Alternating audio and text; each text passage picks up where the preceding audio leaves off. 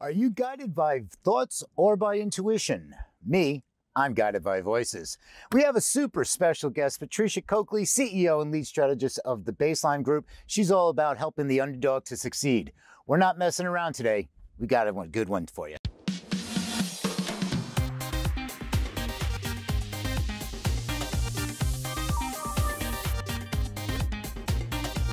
How you doing? And welcome to Music Industry City's New Thoughts, where we take a look at the industry from a different perspective. I'm Peter Schwing, and joining me today is my fellow host, Stephanie Carlin. If there's something you'd like to chime in about, let us hear your thoughts in the chat or leave a comment below, and stick around to the end of the show where we answer questions from the audience. If you're out there, you want to chat, what we do is we roll the bumper, and then we mysteriously reappear, or is that magically reappeared? So let's talk about what we're going to be discussing today. Are you guided by thoughts or intuition? So, artists don't let part of themselves take over because they're not trusting their awareness and their intuition. They're more motivated by producing a result than being guided by intuition. But what if you refused to make things complicated?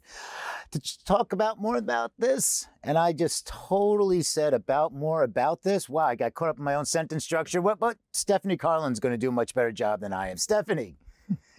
Hey, Steph. Hey, Peter. I feel like I need some more coffee. I don't know if I'm going to do a better job than you, because this is a really audacious conversation to have. What if you just don't let your thoughts get the better of you? I mean, we're talking enlightened guru right there. So this is a big conversation. It's going to be a good one. So I'm just going to let you take it and ride with it, and then we're going to come back because we also have a special guest. She is a fantastic person and been doing a lot of great things. So I want to make sure that we all get to have a great conversation at the end. So Stephanie, take it away. Well, okay, Peter. So I know it's a cool Instagram hashtag to follow your truth or whatever, but really, how much are you ignoring your intuition? Because if you're doing this, it's probably getting pretty unbearable at this point in the post-COVID awakening. So on a scale of 1 to 10, how much are you ignoring your calling? Let us know in the comments. 1 being all the fucking time, or 10 being never because you're a light being. Well, when we ignore our calling, we create dysfunction in our soul. We create disorder, which compounded over time, that emotional dysfunction could even create illness and disease. I'll say it. I truly, truly believe there is a spiritual lesson in every moment of dysfunction, even if we don't like it, even if it's excruciating. And the ways we violate our soul and our spiritual missions can be to so many degrees.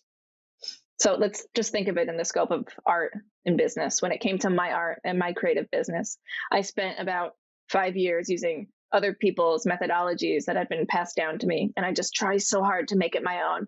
And I'd find myself ping-ponging all over the place, using one piece of strategy here and someone else's piece over there. And then I started to realize how interconnected they all actually were. And instead of trying to take from them, well, it was a violation of my soul to hide that I wasn't becoming an expert, a leader. And it was time to make my own method that then had a massive impact on my art and the revenue my art brings in. Drop in the bucket. So if you have spent weeks, months, years agonizing over your art, your craft, your work, stuck in a holding pattern, not taking the actions you truly know you want to take, not seeing possibility in the visions you are craving, then you want to discern if that energy that's going towards creating an impact on this planet is truly about creating an impact, or if underneath it's just about trying to prove yourself the way you think it should be. And we can't really create lasting change until you give up the right to have to prove yourself. Only then can the aligned actions and results actually hold and stay. And I think artists ignore their intuition from the 4 Ds, is what I call it. Doubt, disbelief, discouragement, and disappointment. You can always locate it in one of these 4. We ignore our intuition through doubt. I mean, whose doubt around you has hijacked your actions? We ignore our intuition through disbelief. What taught you not to believe your calling is possible? We ignore our intuition through discouragement, those little things during your days that discourage you. Maybe people, We ignore our intuition through disappointment and the ways we justify not living in our calling, making it okay when it's really not. So it starts to become really obvious that most struggling creatives are afraid to be seen, to be heard, and mostly to be hated. So let's jump to the tactical side of this. Whew. It's a little uncomfortable to be in that inquiry. My request to every artist listening today is that you begin repairing where you have violated yourself. Where can you begin to have faith in yourself again? Where can you trust that you know how to live without disbelief and discouragement being the default you turn to? Have faith in your offerings, have faith in your gifts, have faith in your business, have faith in your higher self who doesn't give a shit about numbers and engagement stats. Have faith in your highest purpose because you're here to lead. Artists lead in a way that politicians can never lead. You're here to inspire. You're here to make a difference and not get drowned out by these insidious thoughts. So that's what I have to say about that. Boom. Where's the mic when you need to drop one? I got one there, but it's on a boom stand, so I'm not going to take it off. It's probably really expensive. It's not like a SM58 that you can just drop on the ground and it actually sounds better after you've hit it a few times. It's so sexy, Peter. It's so sexy. I'm just going to show you. Oh, yeah. This is my mic that I will not drop. I will not drop it. That is one sexy mic. That color, it's that red. Yeah. Bringing it out. Mine is not so sexy. It just is a little clip on right here. I might as well have a bow tie. Does its job. So, one thing, and going back to when you start off, it was talking about like you go around, like you spent years learning and listening to all these other people, and I find this is one of the biggest challenges. That because, the internet is great for so many things, but the internet also throws out a lot of noise. And that signal to noise ratio and the attention that goes along with, we are an attention economy now. So people have a habit of saying, oh, I want to learn to do this. And they start going around to, or a musician, like, how do I succeed? How do I get signed? How do I market? How do I do this? X, Y, Z, whatever the question is. And they just ping pong all around, and it's, they look for that confirmation bias in that sense. I feel a lot of times is that they say, I don't like what this person says. What this person says, how to get more YouTube viewers is X, and that means I have to do a lot more work. But this one says, oh, you just do this. And this one says, well, if you do that. So each one has a different opinion on what to do. And you get lost in decision fatigue, and you get tied up like listening to all these other voices because you're listening to too many and everybody's yelling, and you're not able to focus and process that, and you lose your authenticity at that moment. It's so annoying to have to make something your own sometimes. It's so annoying because you're right, you do have to do more work, but it's always so worth it. I'm tired of doing more work sometimes. You get tired. It's tiring. It's exhausting. You feel like you're on a broken raft with the sails torn apart in your middle of the ocean. The waves are all crashing around you in a storm. Except for when the fucking sail works and you figured it out and the success starts coming. There is that moment. I mean, unless your doubt's gotten the best of you, which naughty. Let's not do that. All right, Steph, thank you so much. We're going to kick over to the next section. All right, our next guest has been helping creative entrepreneurs understand branding and how to strategically grow their businesses. She's known for her work with Mathew Knowles. You might heard of Beyoncé and Solange. Yeah, that's her dad. That's their dad, and was a recipient of the 2019 Mentor of the Year Award from the students of SAE Institute of Chicago. She doesn't mess around. Please welcome Patrice Cokley, founder, CEO, and lead strategist of the Bassline Group. Patrice, great to see you. Hey, thank you. Great to see you as well. Thanks so much for having me. Oh, it's my pleasure. There are some people that have just been doing such amazing things, and first and foremost, just give us that little brief about the Bassline Group, because I have so many questions. I want to learn more. For sure. Yeah, the Bassline Group is a company that I started 7 years ago. Went by real fast. It's a company that I started focusing solely on artists. I actually have a marketing background, so I used to work with a lot of small businesses and entrepreneurs. So I rebranded the Bassline Group, started that. We offer marketing, label services, as well as management services to independent as well as emerging artists. And I have a very artist development type of approach. Being an educator, I like to mentor and coach the artists that I work with and help them become entrepreneurs. Right on, right on. So, what was your decision? What was that moment in time that led you? It could have been like a gradual period, or was it that one you wake up at 3 o'clock in the morning and it's like, I got this? What was that point that you said, I'm going to start this? I think it was more so, it was gradual. It was over time. There wasn't like a moment in time in the middle of the night where I said, I'm going to do this. If anything, that happened when I named the company, when I came up with the name. But I've been involved in music and always had like an interest in the business since I was a child. So it had gotten to the point where I just got tired of working with all these other small businesses and these other industries, and the music industry was calling me. And I just said, you know what, it's just time for me to transition over into this. So it wasn't like a period. It was gradual. Right. So and going with tying into the name of the company is like, if you look at it, like it says, our goal was to help bring out the bass in an artist's career. And what really struck me, and I'd love to dive into more about this and your philosophy and your thoughts and suggestions to, like, the artists about this. It says, we noticed that so many creatives hid behind their talent, not realizing that their brand and story is what resonated the most with their intended audience. That speaks volumes. Mm-hmm. Can you let's dive into that a little bit. Yeah, for sure. I've worked with artists since my days in college so many years ago. And I just noticed that they were always focused on making music, recording, writing, spending time in the studio, even performing. But as a consumer and as a listener, as well as someone that's a fan of artists, I noticed that people gravitated to those who had a remarkable story.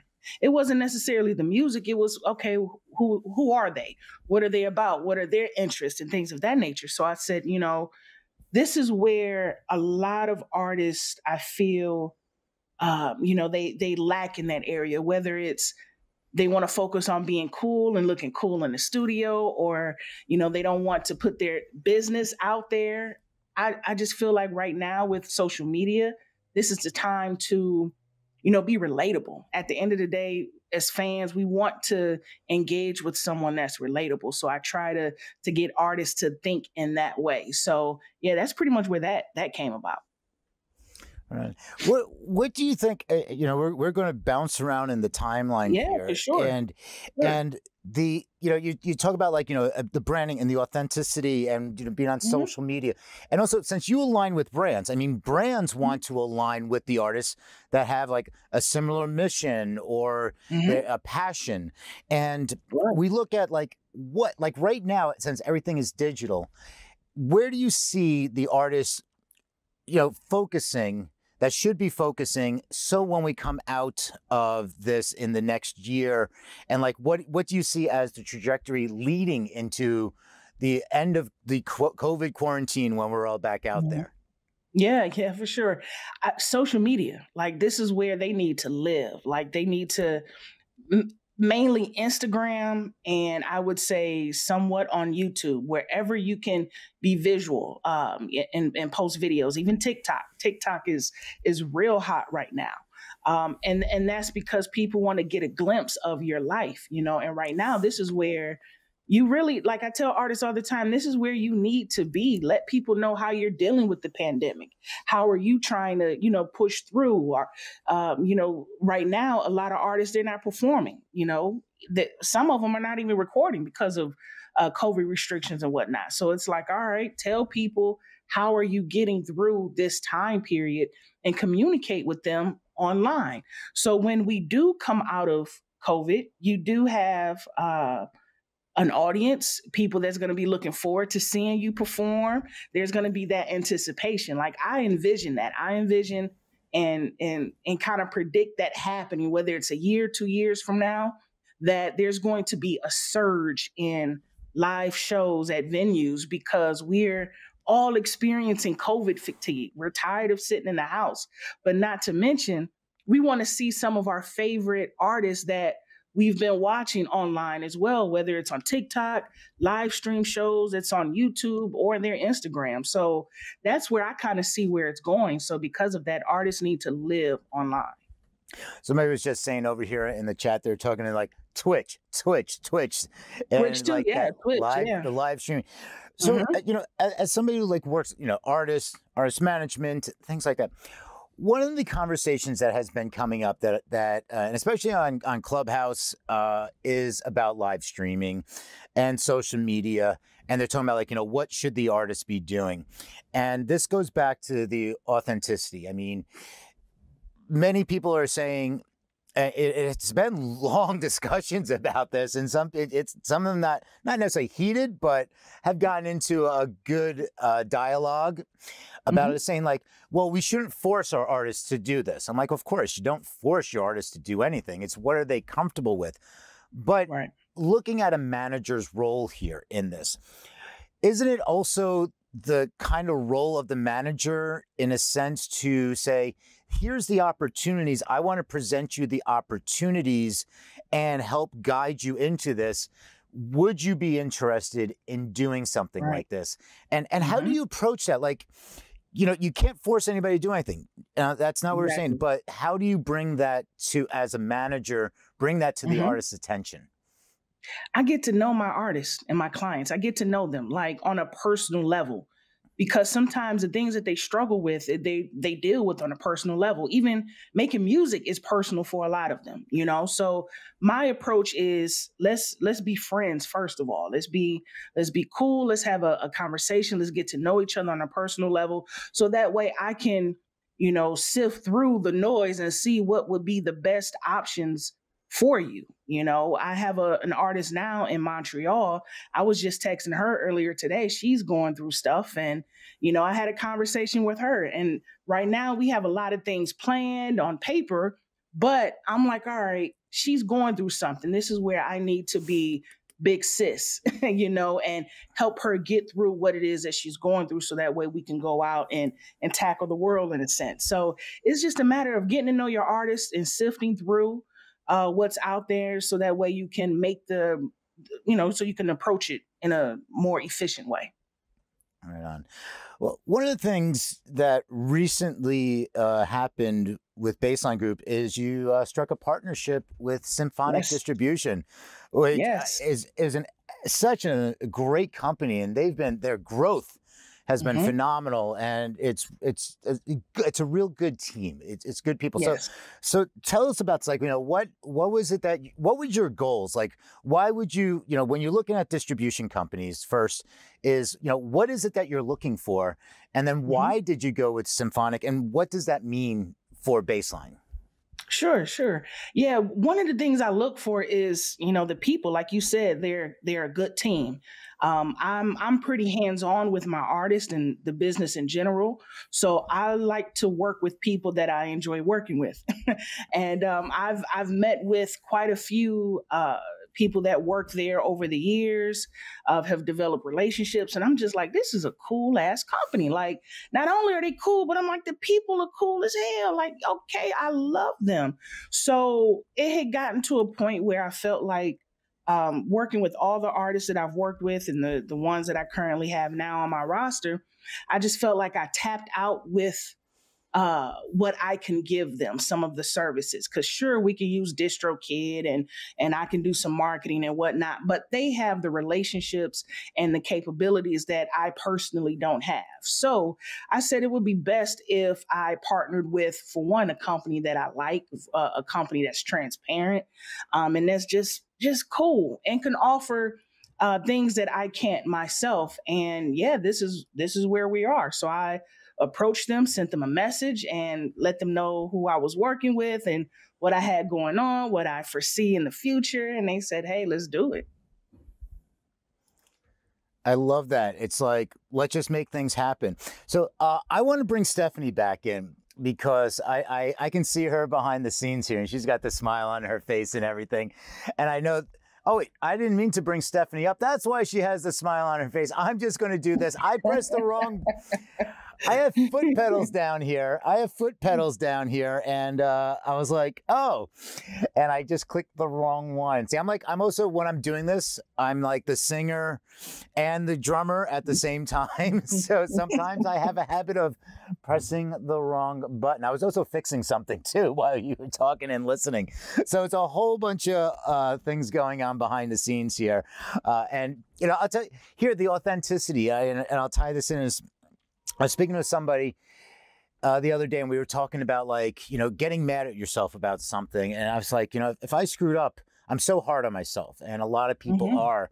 And I found that if I screw up now, it's like, oh, I just laugh on the, hey, everybody saw that. What am I going to do? It happened. I'm just going to smile, laugh it off, and move on. So that's part of what artists, I feel, also having a struggle when they are like getting into live stream. They're like, I feel I need to have a concert. Well, first of all, it's not a concert. Second is, I feel like if I make a mistake, my fans aren't going to like me. No, they're going to love you. Yes. So Stephanie, I mean, there's one, I want to tie in here. I was, Patrice, going through your Instagram, and I love some of your posts there. Thank you. And you know, because Stephanie is all about the truth, like, and the truth hurts, okay? And there were two that stuck out on your Insta. Many of you aren't ready for a manager, and you suck, and someone should tell you. Steph, I think, Steph, you're muted. Steph, you're muted. You're muted. We can hear you now. 2008 Stephanie needed to hear that so badly. 2008 man. Stephanie was like, oh, if I only just got a manager, I'd be able to make it in this business. Yeah. And I had such little wherewithal of, like, what I now call spiritual strength that's required to, like, be the CEO of your own artistic company, and then be in partnership with a manager to have specific, measurable, actionable results instead of just like #1 on Billboard magazine, as if that fucking matters at all. I mean, maybe to some, but, like, I was delusional, right? So yeah, 2008 Stephanie needed to hear that. Thanks for saying it. No problem. No problem. And that whole video originated from a lot of people sliding in my inbox saying, hey, I looked at your site. I think I will be a good fit for you. And you know, you will be a good fit for me. And I'm like, well, how do you know? Like, you may not be ready for a manager, you know? And if you think of the traditional sense of a manager in that whole role, they get a percentage of what it is that you make. And if you're not making anything, it's like, okay, what are they making? Like, come on now. So I think we just need to, given the times, and with us being in a DIY industry at this point, because that's what it is. It's like, there's no, the idea of going into taking an artist into a label and getting a deal, like, that's gone. That's a totally different era. Now it's all about building up your own business and getting yourself out there. And then all the labels and investors, they'll come to you. So I feel like when I put that video out, I'm basically starting a conversation and trying to shift the narrative around managers. Like, a lot of artists don't need them. What they need is a partner. They need a trusted advisor, maybe a coach, someone to help push them through. But a manager, you're not there yet. Some of them, they're just not there yet. So yeah, that's where that came from. There was another thing you were saying. I mean, because you give out so much amazing free advice, free information. Come check it out. And one of the things that, and I think it ties in, and this might have been part, maybe when somebody even DM'd you after reading it, was like, you came back with, like, hey, listen, if you're not taking, I'm giving out free advice. If you're not taking this advice and running with it, it's on you. And so many people say that, but there's that that psychology behind like the luxury tax. Like people feel that if it's free, it's not valuable. Yes. Follow me down this path just for one moment. If it's free, it's not valuable. But they're willing to say, okay, if I'm spending, so that's a pain point. So the psychology is the pain point that people feel, okay, it's the luxury tax. This is worth it. So I'm really going to pay attention. Yet, at the same time, going back to what Stephanie was saying earlier, these people are going around the internet searching for all this free information and can't make heads or tails out of anything.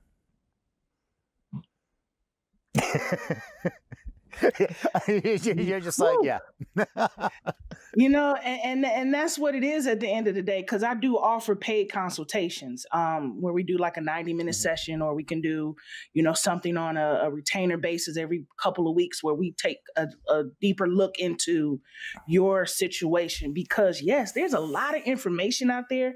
Some of that stuff may not be applicable to you due to your genre, due to your budget, due to, you know, where you are in life. So it's kind of like you have to come out of pocket and invest in someone taking a look in your situation and giving you what you need for where you are in your career.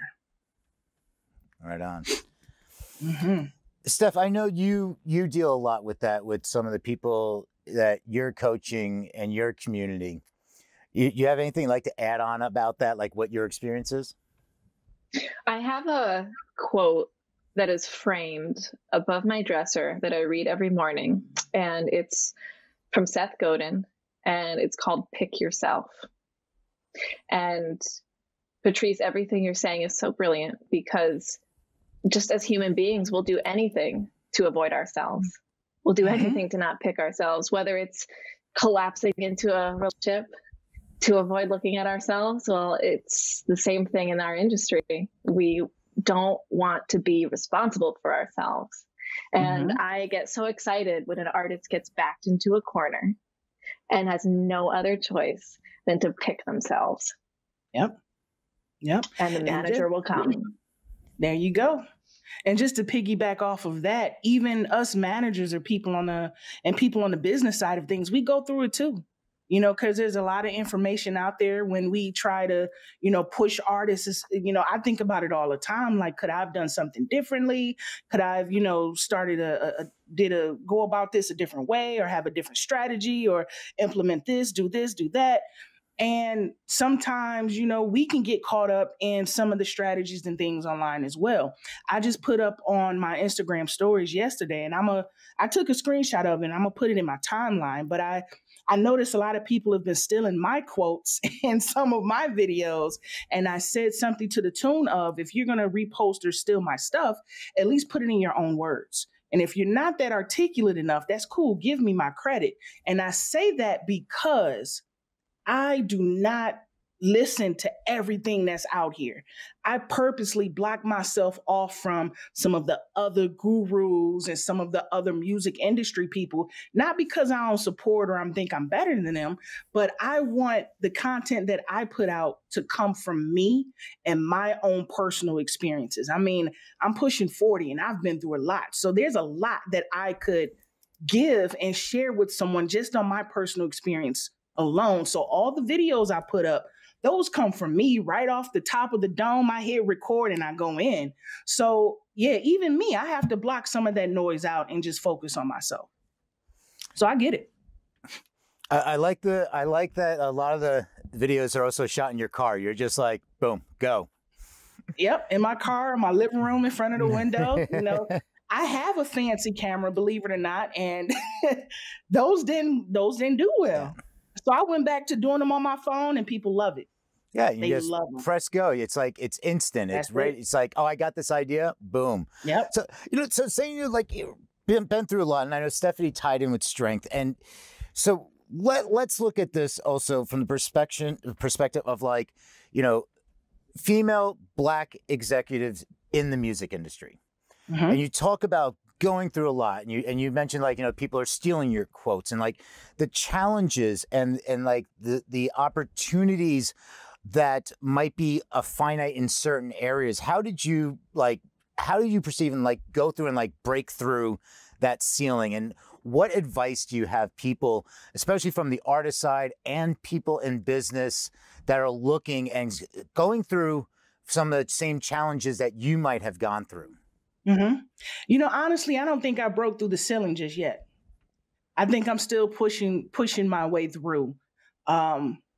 And my advice, and there's been times where I wanted to quit, give up. You know, like I said, I started this company 7 years, but I've been an entrepreneur since 2008, whenever that was.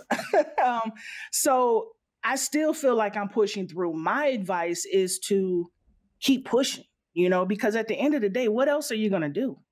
You know, I think about that all the time. I have moments where I feel discouraged, one of the D's that was mentioned earlier. And I said, you know, at the end of the day, what am I going to do? Go work at the gas station, work at Meijer? I mean, you know, at Walmart, what am I going to do? So I don't have a choice but to push forward. So I feel like with artists, they have to take that same mentality. If you're called to do this, put in the work and push forward no matter what it takes. Right on, Steph. I know you. I had nothing to say to that. Hold on.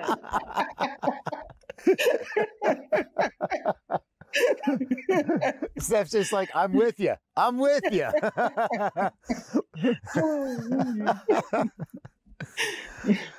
All right. So I think that kind of and scene. All right. So here, I want to just let everybody shout themselves out for a second, and just like one piece of advice that you could give to somebody to like start upon this week, like something simple, a little tidbit. So Stephanie, I want let us know about, shout out what you're working on, and also a little tidbit, and I'm going to put you up on the full screen here. Ready? Boom. Sweet. Well, you can always find me doing free weekly healings in my Facebook group. It's called Just Trust Yourself. And what's my advice? Words don't teach, only life experience teaches. So be willing to get a no this week. Right on. All right, wow. Patrice. Your turn. Now I have to follow that. Okay. We're just going to keep it going. We're going to do the dozens. Like, I'm going to one up that. And Stephanie's going to be like, yo, I got one. No, that was good. I'm like, oh, yeah, that's right. You guys can find me. The best place to find me is Instagram. I put out a lot of content there because it just does well. Instagram is just my name, Patrice K. Cokley, Cokley. But I'm on Twitter, Facebook, and everywhere else. I would say my advice is to be consistent. You know, no matter what obstacles are thrown at you, still be consistent, because you just never know when your break or that moment is going to come. For me, in these videos that I put up that's been doing extremely well, that's gotten me so many opportunities. I've been doing those videos since 2018, but it took me a good 6 months to a year to even do those because I was so afraid of the camera. I like staying behind the scenes. But I said, you know what? I got to do it. I put myself in front of the camera, and then I was consistent, dropping weekly videos, and they have taken me so far just in the past 2.5 years. So that's my advice. Do your thing, be consistent. Don't worry about being perfect, because you'll get perfect over time. It'll get better. Right on, right on. All right. Thank you so much for that. All right. So that is going to be it for today. Thank you again to my co-host, Stephanie Carlin. We're going to be coming right back after we roll the credits. So stick around. We have some questions. We're just going to kind of chat a little more informally, off the record, on the record, however you want to look at. If you like what you're seeing, hearing, hit that like button. It actually really means a lot for us, so we know if we're giving you any kind of value. And also you can find us more at musicindustrycity.com. So have an awesome day, awesome week, and a great weekend, and see you next week. Cheers.